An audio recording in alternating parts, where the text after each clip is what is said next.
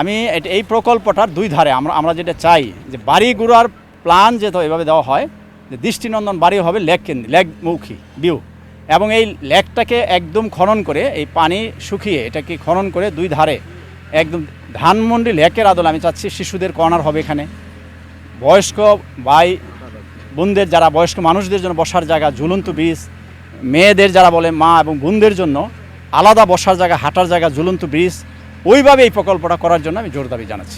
আমরা শান্ত মরিয়ম ইউনিভার্সিটি থেকে এসেছি, আমাদের দুইটা ছাড়ের অনুপ্রেরণা এসেছি।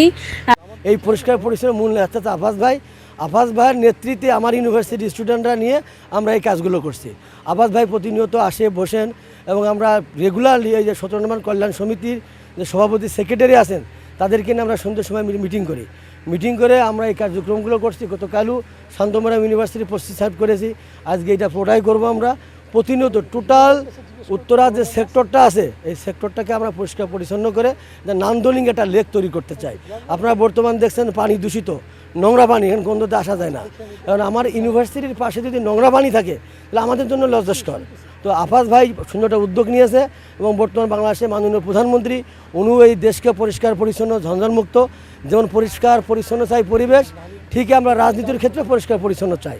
সেই প্রেক্ষাপটে শান্তমরিয়ম ইউনিভার্সিটি সরকার ও রাজনীতি বিভাগের প্রধান হিসেবে আমার ছাত্র, আমাদের শিক্ষকদের সবাইকে নিয়ে আমরা এই সোশ্যাল ওয়ার্কে যোগদান করছি। এখানে সরকারের সর্বোচ্চ পর্যায় থেকেই আমাকে আমন্ত্রণ করা হয়েছিল সচিবালয়ে, এলজিডি প্রতিমন্ত্রী মির শাহ আলম সাহেব জানেন যে স্থানীয় সরকার প্রতিমন্ত্রী।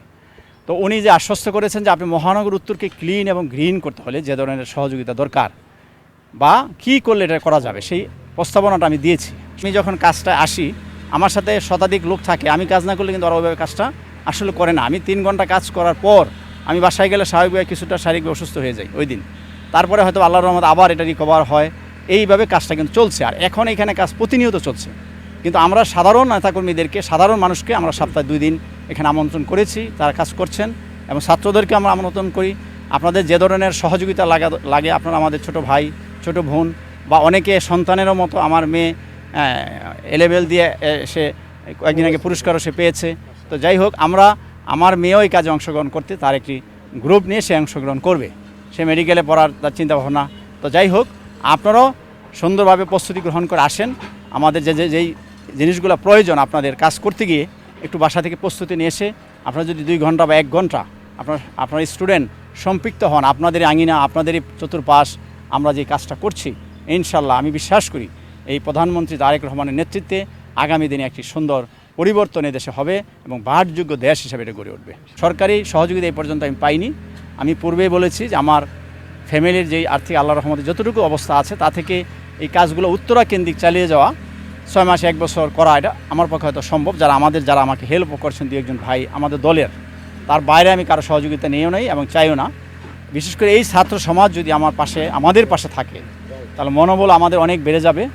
তারা থাকলে এবং তারা যদি চিন্তা করে, এই এক বোন যেমন আছেন সে চিন্তা করে তার 10টা বোন সে সাথে সম্পৃক্ত করে, বান্ধবী, সহপাঠী, আরেকজন ছাত্র আরও 5 জন সম্পৃক্ত করে, টিচাররা যদি আরও টিচারদের নিয়ে আসে, তাহলে দেখবেন দ্রুত এই প্রকল্পটা সহ আরও উত্তরা বিভিন্ন জায়গায় অনেক কাজ আমরা করতে পারবো সম্মিলিতভাবে। আমি তাদের কাছে এইটুকু আশা করব, আপনারা একটু চিন্তা করে এটাকে এই কাজটাকে অন্যভাবে না নিয়ে, সমাজের এক শ্রেণীর মানুষ আছে দেখবেন অগাধ টাকার মালিক, অগাধ সম্পদের মালিক, কিন্তু তারা সমাজের ভালো কাজের পাশে হয়তো নাই। উদ্যোগের প্রেক্ষিতে আমরা এখানে পরিষ্কার পরিচ্ছন্নতা কাজে আসছি। বর্তমানে বাংলাদেশের প্রথম এবং প্রধান যেই সমস্যাটা সেটা হচ্ছে লিগে ডেঙ্গু। আর এই ডেঙ্গুটা কী কারণে হয়, এটা হচ্ছে লিগে আপনার ময়লা আবর্জনা জমে থাকে, যার কারণে আপনার লেকটার বর্তমান অবস্থা দেখতেছেন কি একটা অবস্থা। তো যে এইটা যখন পরিষ্কার হয়ে যাবে তখন দেখা যাবে মানুষ বিভিন্ন জায়গা থেকে এখানে ঘুরতে আসবে। মানুষ ধানমন্ডি বনানীতে কিসের জন্য যায়, ওই জায়গায় পরিবেশের কারণে, এই জন্য। অথচ আমাদের এই উত্তরাটা কিন্তু অনেক সুন্দর ভাই, কিন্তু মানুষ এখানে ঘুরতে আসে না কেন, এখানে পরিষ্কার না, এই জন্য। তো ইনশাল্লাহ আফাদ ভাই যে উদ্যোগটা নিছে আমরা তার সাথে ইনশাল্লাহ আছি। ওকে।